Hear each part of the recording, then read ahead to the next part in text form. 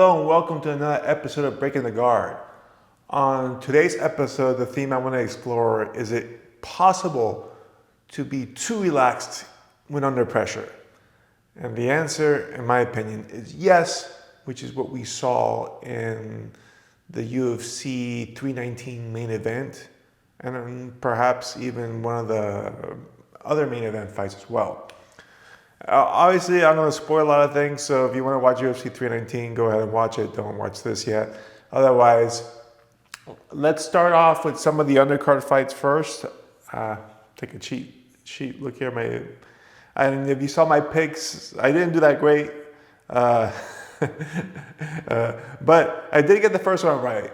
We had Kai Asakura with Tim Elliott. I had picked Elliott to win, and sure enough, he did win. Although I wasn't feeling great about the pick early because Kai was tagging up Tim quite a bit, was way faster on his feet, and Tim was struggling even with his funky style. He just wasn't able to get a hold of Kai or able to land any significant strikes. But that all seemed to change after round one. Once he scored at the very end of round one, he scored a takedown. It wasn't really consequential because he got pieced up a little bit, but psychologically it was extremely impactful because when they went into the round two, Kai had completely changed his aura, so to speak. He wasn't being that aggressive anymore. He was kind of backing up a lot. And Tim started finding opportunities to hit now. He was landing some overhands, some left hooks. So this is why sometimes, even though you might think the takedown might not mean much, it means a lot because Kai is not a grappler. He's a striker. And that once he tasted that this guy could take him down, it seemed to ruin his game plan. And Tim did score another takedown towards the end of round two, if I recall correctly. And I think round two was a closer round because Tim did, I think they say Kai landed more than Tim, but I don't know. I felt Tim landed like the more meaningful strikes because he was landing overhands and big left hooks, whereas Kai was landing, good jabs, but they weren't, heavy. And I think the takedown as well. And in general, Tim was leading the dance more. But a closer round for sure. But round three, Tim was able to put everything together, get a takedown, and ultimately secure submission. So old wily veteran pulls it off, right? Kind of went, well, not exactly how I thought, but how it was going to finish is how I thought. Then we had Jared Cannonier and Michael Page. This was an interesting match. Again, I felt like Cannonier either was going to land one of those big bombs or get it to the ground and dominate on the ground. That didn't happen. Not in the way that I was expecting. Page's speed was just ridiculous. We all know that, but Jared was unable to really find him on the feet.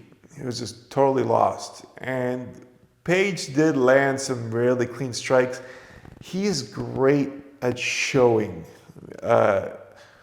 because he landed two strikes, I think one in round two and one in round one that dropped Jared, but not because he knocked him out, but because he tripped him. But everybody's, oh, he's down. So he's good at making his impacts seem heavier than they were. It's kind of like in Muay Thai when someone lands a good leg kick, the corner's like, hey! And like everyone yelling that makes it seem like it was more meaningful than it was, right? And Page plays it up too because when the guy falls, he starts doing a little show, starts taunting him. So it makes it seem like a bigger deal than it was, right? And if you watch again, if you don't believe me, if you watch those strikes again that knocked down Jared, you'll see that he was moving backwards and he got hit, hence he fell. And then one of them, I think there was a little bit of a trip involved as well, if I recall correctly. So I don't think Jared was shook or hurt at any point. He was just being outpointed by a guy who was a point fighter. But he did get some clinches against the fence. And I think DC's comments were valid there, where it can be very difficult to double leg somebody, especially if they have an underhook. Your double leg is dead in the water. And Jared should have been looking for single legs.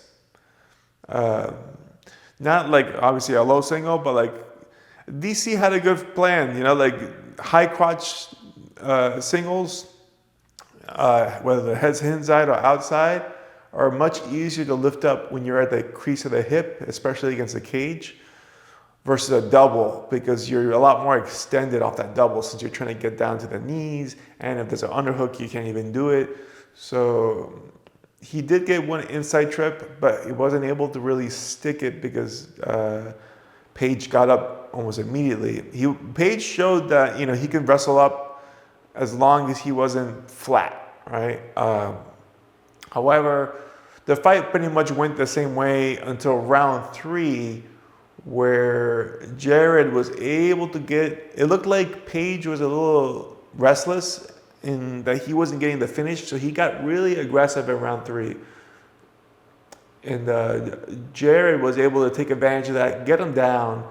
There must have been at least 3 minutes on the clock where he was in top half guard, chest to chest, underhook, crossface. And I thought, oh, this is it. Because we know Page doesn't really have any ground game. And sure enough, was able to mount him and did nothing with it. He wasted 3.5 minutes on the ground without throwing any real punches, without going for anything of substance. And I was bewildered by that, because I was like, what was the game plan then? Because clearly takedowns was the plan, because he kept trying to clinch with him and take him down. But then once he had him on the ground, and an ideal situation, honestly, 3rd round, the guy's a little tired, and you're a guy who's known for ground and pound. Where's the ground and pound? You had him in half guard. That's one of the better positions to go for ground and pound. Like, where was it? And then mount, also a great position to ground and pound. He never really let go. He never let his hands go. He threw like one elbow and that was about it. It's like, no, you gotta like let the hands fly. And this is the one that was more frustrating. Page kept giving him an arm triangle. And Jared never really chased it. Like at the last one, he kind of chased it, but not really. A guy that's built like him should be able to muscle a freaking arm triangle, dude. Like, I mean, he's a beast. So very disappointing. He had one Kimura that, I felt like he could have finished if he would have really gone after it. He seemed like he was conserving himself. Like, you're down 3 rounds. Well, at that point, you were down 2 rounds. I'm sorry. You need to win this fight by a finish. There's no other way about it. And Jared was just coasting like he had all the rounds in the bag and was just conserving himself.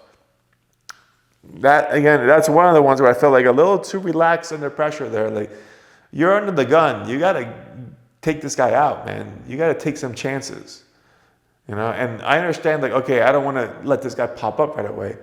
But when you're chest to chest in half guard, man, you can freaking let go. And an arm triangle, people are not standing up off an arm triangle. Like, you have a lot of luxury of controlling someone there.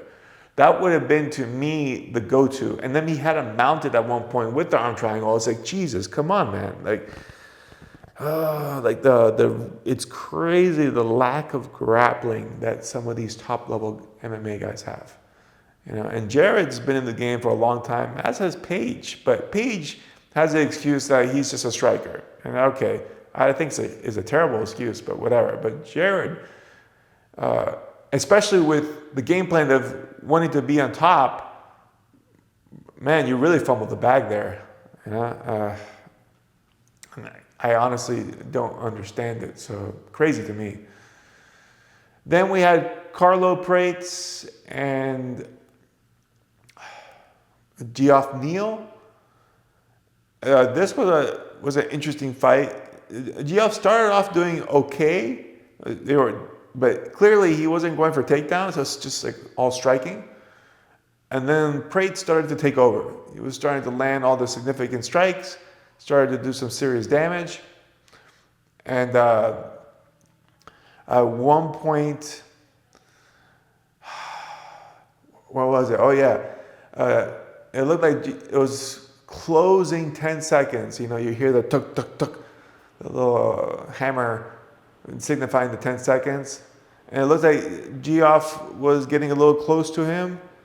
And Prates perfectly times a spinning back elbow.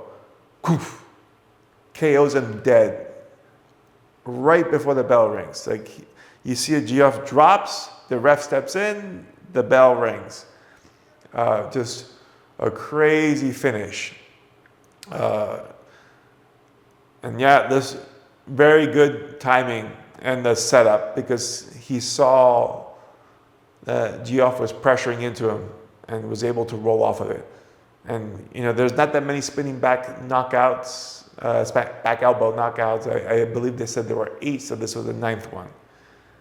Then, not to be outdone, we have Lerone Murphy with Aaron Pico. And this is one of the ones that I'm like, man, I don't know how people have Pico as like a minus 200 favorite, as he hasn't done well in debuts, and this is arguably his toughest opponent to date.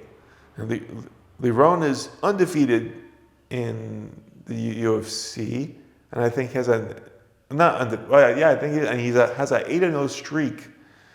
So it's like, man, the guy's on a hot streak, and he's beaten some really good guys. And you guys are saying he's a dog? Definitely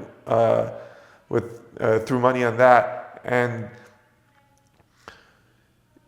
I'll tell you what, in the beginning, I'm like, oh man, maybe Pico's going to pull this off, because he was putting a lot of pressure on Lerone. And Lerone wasn't reacting too great visually, honestly. Like he was like backing up, shelling up a lot.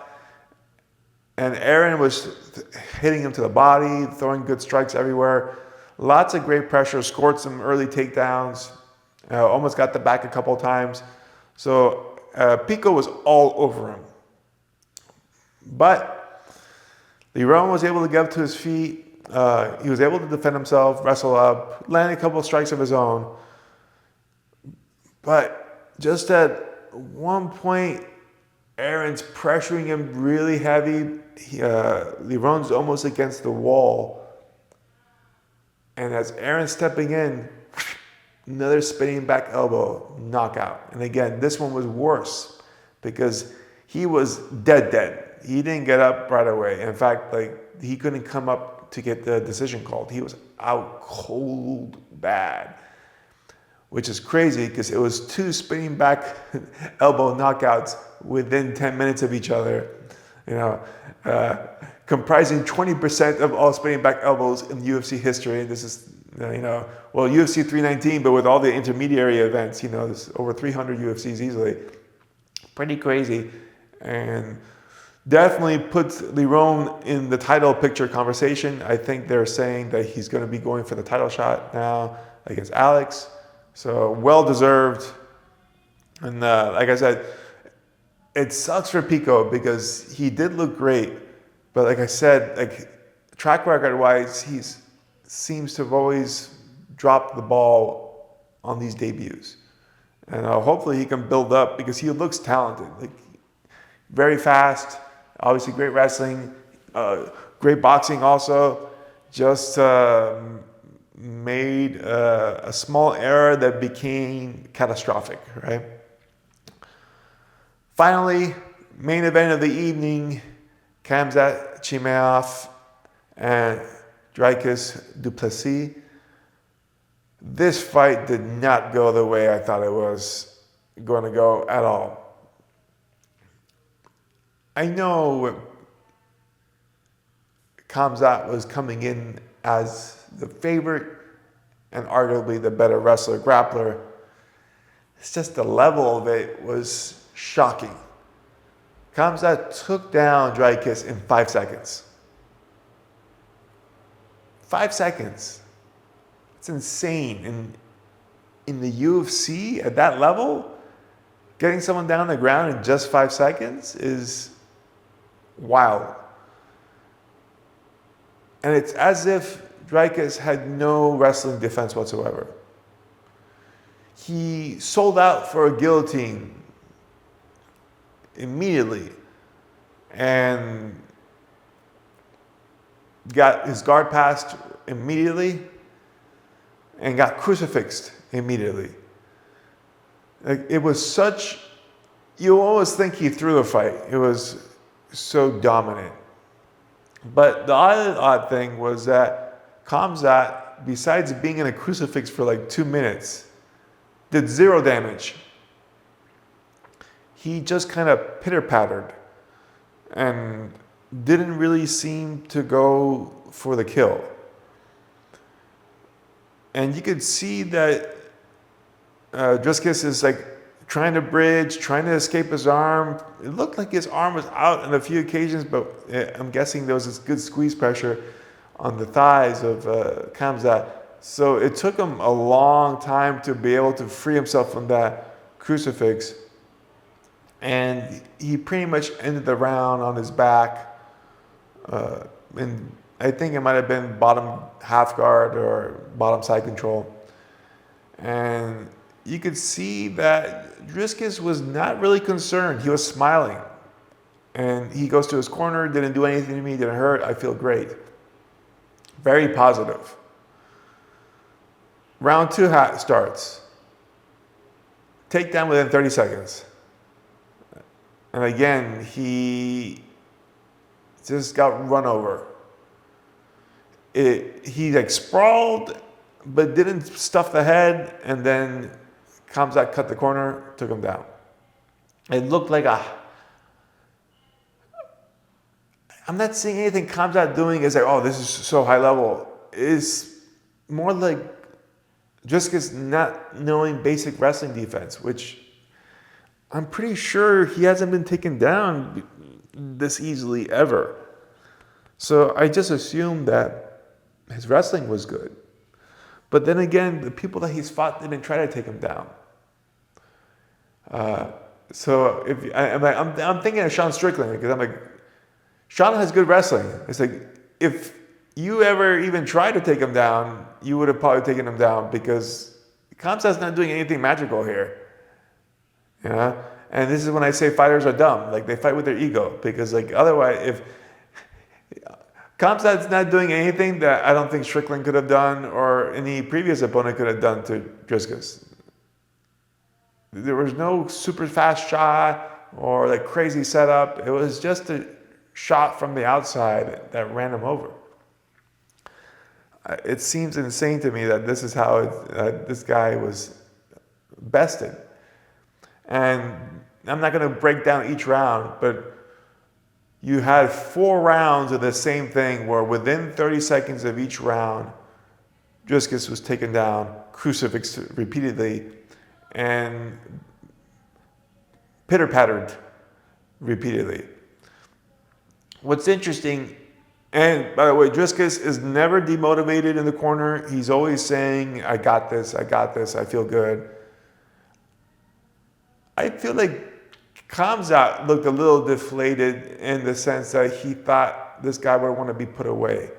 But to his credit, Dricus' spirit remained in the fight, although in my opinion, this is where I make my case, too calm under pressure, right? He was too relaxed. Like you need a sense of urgency, because you need to finish, or, you know, after round 3 where you obviously got beat, now we need a finish, because you're not going to win this on the scorecards, right? There's like no way you would win this on the scorecards. It's an easy 3-0, and the fight ended up being a 5-0. Spoiler alert, right? So you need to start taking some big chances. You need to, you know, go for kills. And he was just content not being finished. You know, there was a lot of rear naked choke attempts that And again, this is the other thing. I felt both of them were doing the same kind of thing, whereas Kamzat probably felt that if he tried to get a finish, he would gas. And then that would be Driscoll's opportunity to win. So he was kind of just like, I'm going to score points. I'm going to tag you up a lot. I'm going to positionally dominate you, but I'm not going to give you the opportunity to get me tired. Because most people in Duplessis' situation would have folded after round 2. 100%. That much dominance over you psychologically and physically is exhausting. But Driscoll is built different. He absorbed all that dominance, never let it get to him, and didn't seem to fatigue. The commentating sucks, man. Like, they're like, oh, he's gassed. Like, he doesn't look gassed. He looks the same goofy guy he always is. Like, and you know, he did when he was for the brief moments he was on his feet, he did land some good strikes. Like, if this was a kickboxing fight, he clearly would knock out Kamzat. But the problem is that he can't defend a takedown for his life against Kamzat, so he can only land 1 or 2 punches before he's on his back. It's definitely not what I thought. I didn't think he had zero wrestling defense. But when I try to look back, I'm like, he never really defended takedowns, so I guess it makes sense. But you would think against someone like Kamzat, like he would have some world-class wrestling partners focusing on defending takedowns. So it's really weird. And like I said, the fact that he had zero urgency to escape some of these positions or to really try to take a chance is surprising. Because he spent, besides being in crucifix most of the fight, he was also on his fours most of the fight. And Kamzat never really went for a rear naked choke hard. He would like go for it, and then like Driscoll would defend it a little bit, and then he would just let go back to double underhooks. He was more focused on positioning because I feel like Kamzat was afraid of gassing by trying to finish. So he's like, I'm just gonna dominate. So he was just riding him the whole time. But Driscoll was happy to be ridden. He didn't really like hand fight, go to an inside stand-up or outside stand-up and try to get up to his feet and break away. Like, he would get up and then like Kamzat would put a little forward pressure and then he would fall back down again. And he would be fine. It's like, no, you gotta win. Like, if you're just trying to survive, you've already did that, you know? And, you know, to some people that would be a great accomplishment, but you're the champion. You're supposed to be out here winning. Round 5, there is a good shift of momentum. He does get taken down again in 30 seconds, but it must have been somewhere about 3 or 2.5 minutes. There was a point that looked like Driscoll was about to get finished with a rear naked. It was a good back attack, and then he gets reversed. And in the first time in the fight, Driscoll is on top of Kamzat. And you're like, well, is this going to be the moment where he does something goofy and wins the fight? And this would have been the most goofy way to win the fight because he starts throwing a little bit of hands, Kamzat turtles, he gets his back, gets a rear naked choke, and he's doing a short choke. And you're like, oh my God, is he going to actually pull it off? This would be the most hilarious thing if he beats Kamzat by a choke. He doesn't, though. Kamzat's able to survive, defends it, and Driscoll is just on his back, and he has the bad angle, which is kind of on the side of Kamzat, so he's not square with him, and doesn't really have a body triangle. He's kind of falling off. He's still hanging on, but he can't really do anything from this point. And he just stays there for the last 20 seconds. Kamzat's just talking shit to him, and he ends up losing the decision. You can't be that cool under pressure, right? Like, if you're so relaxed that you can take a loss without being dead, there's a problem. And I feel that Driscoll may have mentally prepared himself to get dominated. Like, he talked about, you know, I know I'm going to get taken down at some point. That's a weird admission to make. because that means you're accepting that you're going to be on your back, and that you're going to be taken down, which is the first step to being taken down, is accepting it.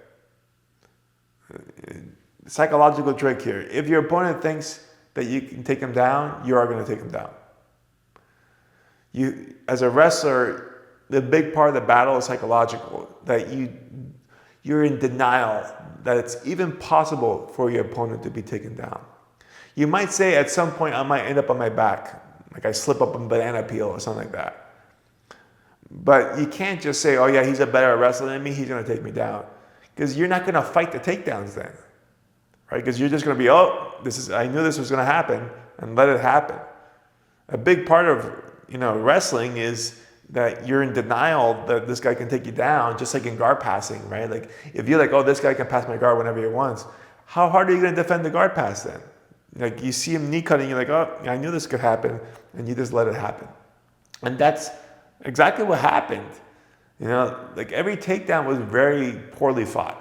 And I think it's because mentally they were preparing him to deal with being on his back. And on one hand, yes, that was good because he didn't panic on his back, but he also didn't escape off his back. So they went too hard in one direction, right? Like, okay, you're going to be so relaxed because you're going to be ready for this, but we didn't give you any urgency to want to actually win this fight. You were just content on just being chill and not getting worn out.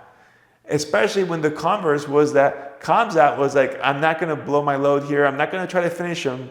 I'm just going to coast and ride an easy victory. So when those two forces meet together of, I just want dominance, I don't want to try to exert a lot of energy, and I'm not going to have any sense of urgency, I'm just going to survive, it makes for a really easy fight for Khamzat.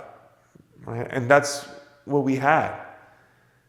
So you can't be that relaxed, right? You need to have some urgency to escape. It's still a fight, man. Like, yes, you have to survive certain situations and not be overly zealous, but you do need to get out.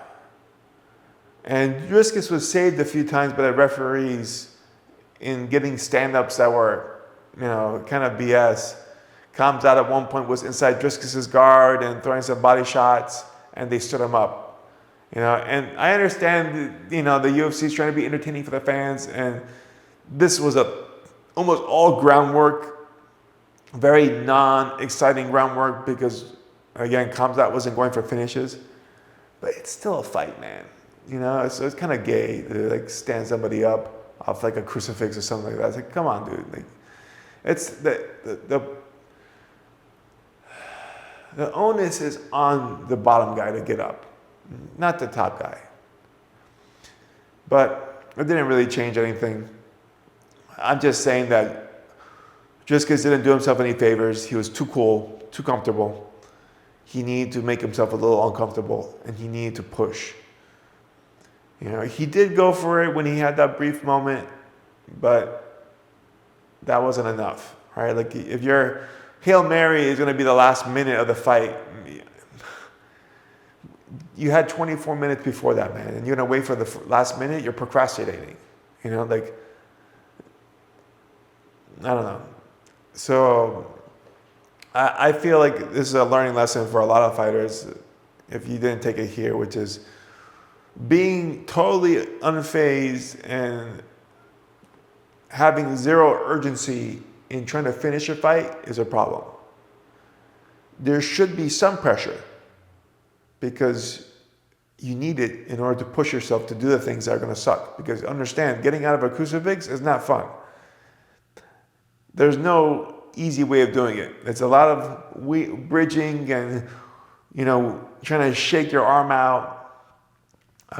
The one thing that's interesting, I never really thought about it because I've never seen someone stuck in a crucifix that long, is that there is a right side to turn to.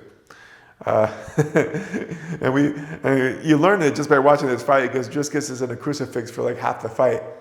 If you turn towards the leg side, it gives the opponent a better punching angle because he turned a few times to the leg side, and those were the only significant shots that Driscus took from Khamzat. It was like one good elbow and one hook that he ate. When you turn towards his head side, your head's much closer to their armpit. So now there's no good punching angle. So you're just getting little pitter patters. And plus, that's going to snake out the easier arm to escape, which is going to be the leg arm. So I learned that technically. Mind you, I don't really get stuck in crucifixes like in the top position, but good to know. Right?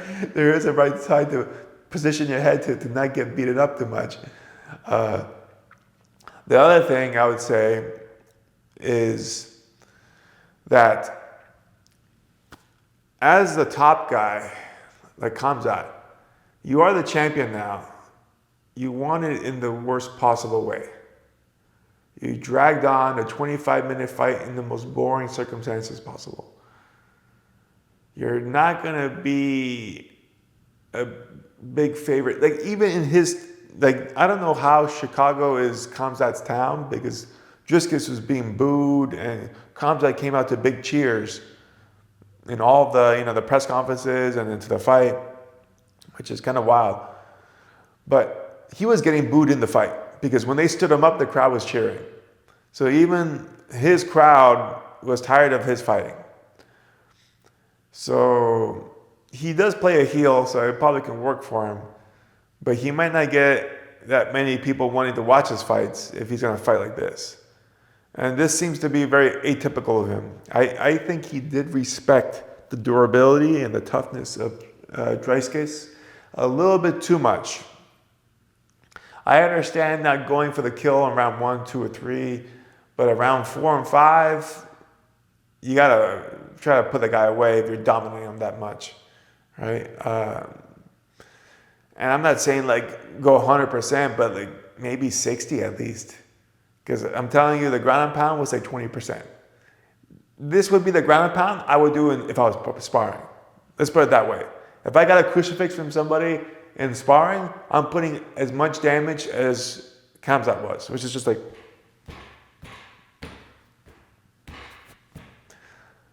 That's sparring friendly, right? Even to like a child, I would, do that same type of effort.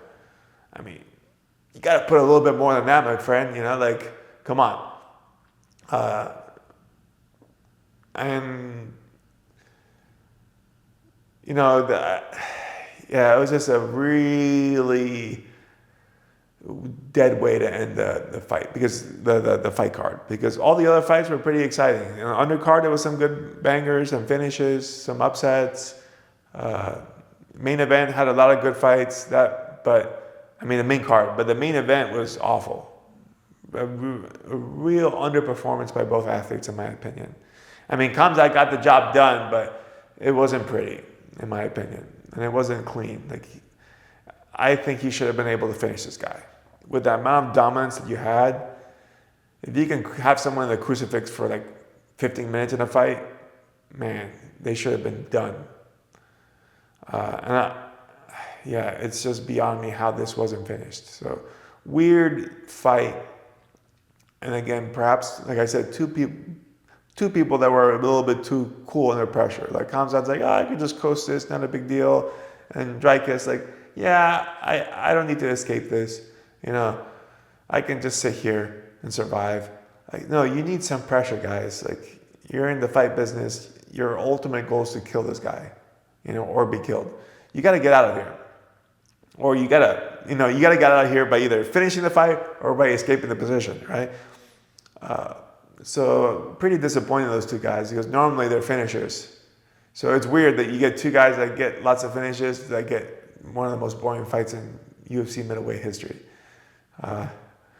which I guess is an accomplishment, but very odd. And they had Khamzat broke a punch stat record because it was like over 500 punches landed, but he only had 30 significant strikes, which they probably counted too many, in my opinion. He maybe had like 5, if we're being honest. To Dricus's maybe 2. So, really underperformed fight. I feel that you need to be trying to finish. Don't lose sight of the goal. And the other thing I would say from Dricus' situation Yes, you want to be prepared for the possibility that you're going to be in a bad position, right? We do situational rounds for that reason specifically, right? I'm going to start off my back. I'm going to start off, being mounted. I'm going to start off being double-legged. But you can't be telling yourself from a psychological perspective, this guy's going to take me down. Because what that's going to, like I said, that's sabotaging yourself because you're going to automatically kill your takedown defense. Because the moment he gets a deep shot in, you're just going to give up. Because you already prepared yourself to get taken down. No. That's not how we do this, right? In my opinion, the framing for this is I'm prepared to defend myself wherever I need to be. Not that this guy's going to take me down, but I'm a complete fighter. I learned how to fight everywhere. And I know how to stay cool under pressure, but I also have urgency to move and get into a better position. I'm just not going to survive off a bottom crucifix for 30 minutes. It sounds like, it's the same thing. It's a very different thing psychologically. Because what Dreyskis went to, I'm pretty sure, is the concession of that he was an inferior wrestler, that he was going to be taken down, and that he just had to survive it. It's very different than saying, I know how to fight everywhere. I'm a complete martial artist. I'll be able, if I somehow end up on my back, I'll be able to wrestle it back up to my feet. But it doesn't mean that anything that looks like a takedown, I fall over, right? I'm fighting every takedown tooth and nail. That's my opinion on this. And especially if the Dreykus corner felt that they needed to wear out Khamzat because there were concerns that he didn't have the gas tank. Well, if Khamzat didn't have to fight for anything, guess what? He's not going to be tired. He's been laying on your guy for 5 rounds. He's not tired. He might be bored, like the crowd was, but he's not tired. If you want to get him tired, he has to be working, which means that you have to be actively fighting the takedowns. You have to be trying to stand up, so he has to put more pressure to hold you down. He has to actually be throwing hands. So, this is just, I feel like it's two strategies that converged that made for a very boring fight, which should have been a very exciting fight in my opinion. Anyhow, that's all I have. You guys can comment and let me know what you think of this fight matchup or my opinions in it. And I'll catch you guys on the next episode.